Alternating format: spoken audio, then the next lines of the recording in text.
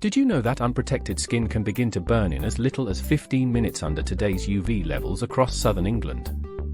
This Thursday, the 16th of July, 2026, London and much of England are in the grip of a sustained heatwave that feels far more Mediterranean than British. The Met Office has issued heat health alerts for large swathes of England, urging residents to stay hydrated, avoid peak sun hours between 11 AM and 3 PM, and check on vulnerable neighbours. Temperatures in central London are pushing into the low to mid-30s Celsius today, amplified further by the urban heat island effect that can add 3 to 5 degrees on top of the official reading taken at weather stations on the city's outskirts. If you are planning to travel anywhere in the UK today, whether by rail, road, or air, this video has everything you need. We will cover current conditions region by region, live travel disruptions, UV risk guidance, and your best options for staying safe and comfortable on what is shaping up to be one of the hottest days of 2026 so far. The heatwave gripping the UK today did not arrive without warning. Forecasters had been tracking a persistent high-pressure system building over the Iberian Peninsula from the start of July, and by the 10th of July, detailed coverage confirmed London was already experiencing a significant heatwave event, with forecasters pinpointing exactly how hot conditions would get and when relief might arrive. What has changed in the days since is that this heat has proven remarkably stubborn. Rather than the brief 2 or 3 day spells Britain normally expects, this particular episode has now stretched into its second week with no meaningful break. Across Europe, the wider picture is even more stark.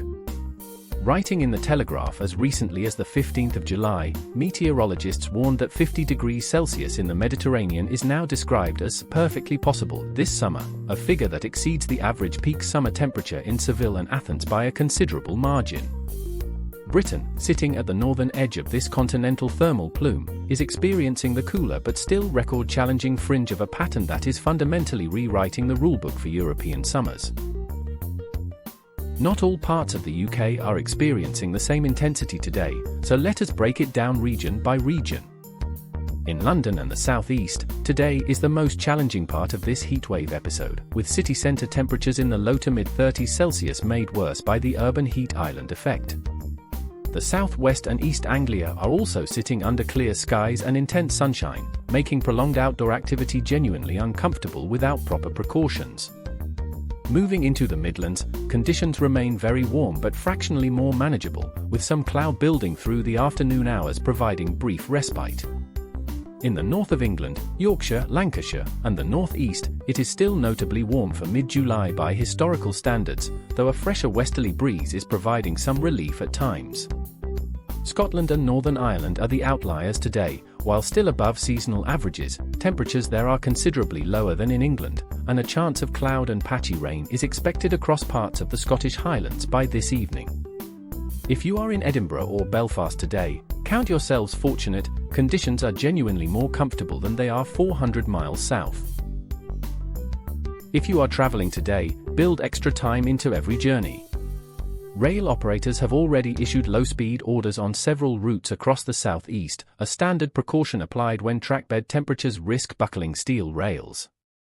In practical terms, this means services out of London Bridge, Victoria, and Waterloo may run 10 to 20 minutes late during peak periods this morning and evening, with some services consolidating onto fewer carriages, meaning more crowded trains at a time when standing in a packed carriage is genuinely unpleasant in this heat. On the motorway network, the M25, M3, and M4 are already seeing heavier than usual volumes as commuters opt for cars over sweltering trains. The RAC has advised drivers to carry at least 2 litres of water per person, ensure coolant and tyre pressure are checked before setting off, and avoid travelling between noon and 3 PM where possible to reduce the risk of overheating vehicles. At Heathrow and Gatwick, ground crew working on tarmac reaching 50 degrees Celsius are subject to strict heat management rotations, and while no major disruptions have been declared, minor turnaround delays on domestic and short-haul European routes are possible this afternoon. The UV index across southern England today is rated very high, sitting at level 7 or above on the standard scale, and this is where the real hidden danger of a day like today lies. Many people associate sunburn with beach holidays abroad, but UV radiation at this intensity in England is absolutely capable of causing significant skin damage in under 15 minutes of unprotected exposure. The NHS recommends applying SPF 30 sunscreen or higher every 2 hours if you are spending any time outdoors, wearing a wide-brimmed hat, and seeking shade between 11 a.m. and 3 p.m. For older adults, young children, and anyone with cardiovascular or respiratory conditions, these are not optional suggestions, they are genuinely important health interventions. Heat exhaustion can develop rapidly when temperatures exceed 30 degrees Celsius, particularly for people who are not acclimatized or who have been physically active. The warning signs to watch for are heavy sweating, pale and clammy skin, dizziness, nausea, and a fast, weak pulse. If you spot these symptoms in yourself or someone nearby, move them to a cool environment immediately, offer water in small sips, and call 111 if there is no improvement within 30 minutes. To understand why a day like today causes so much disruption, it helps to appreciate that virtually all of Britain's transport and building infrastructure was designed for a climate that no longer quite exists. Rail track in the UK is engineered to safe operating tolerances that assume a maximum rail head temperature of around 46 degrees Celsius, and on a day when the air temperature alone reaches 33 or 34 degrees, tarmac and steel absorb enough additional solar radiation to approach or exceed that limit. The same logic applies to buildings. The overwhelming majority of UK offices, schools, and GP surgeries have no mechanical cooling whatsoever, which is why the NHS routinely issues guidance about indoor temperatures during events like today's. The context from Europe reinforces why this matters long-term. With Mediterranean forecasters openly discussing 50 degrees Celsius air temperatures as a realistic near-future scenario, and with that heat plume already extending far enough north to produce 2-week heatwaves in Britain, the gap between what our infrastructure can handle and what the climate is now delivering is becoming impossible to ignore. For commuters heading into work this Thursday, the practical advice is clear and actionable. Leave earlier than usual, ideally before 8 a.m., to avoid the worst heat on platforms and in carriages. Dress in lightweight, light-colored, breathable fabrics such as linen or moisture-wicking synthetics, and carry at least a litre of water with you from the moment you leave the house, not just for the commute but for the entire day. If your employer offers any flexibility around working from home, today is exactly the day to make use of it. Remote working avoids both the discomfort and the health risk of peak-hour heat exposure on packed underground trains. For those with evening plans, a pub garden, a park gathering, or an outdoor sporting event, the good news is that conditions should ease noticeably after approximately 7 p.m. as the sun drops lower in the sky.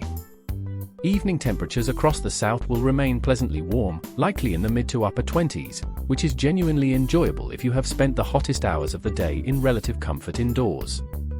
The evening is your window today, plan around it. Looking beyond today, the current high-pressure system is expected to remain broadly anchored over the UK into the weekend, meaning Friday 17th and Saturday the 18th of July will both remain very warm, particularly across England's south and east.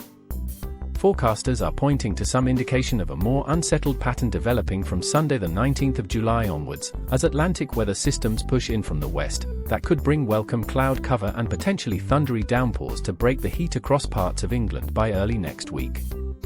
But for now, Thursday the 16th of July, 2026 sits firmly in the core of this heatwave, and today demands real respect.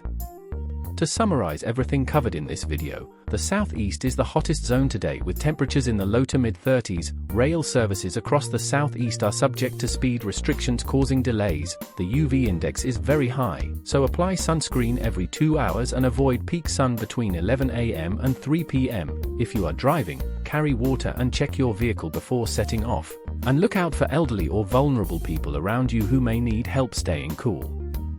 The British summer of 2026 has arrived with force. Enjoy it, but please do so safely. We will see you in the next video.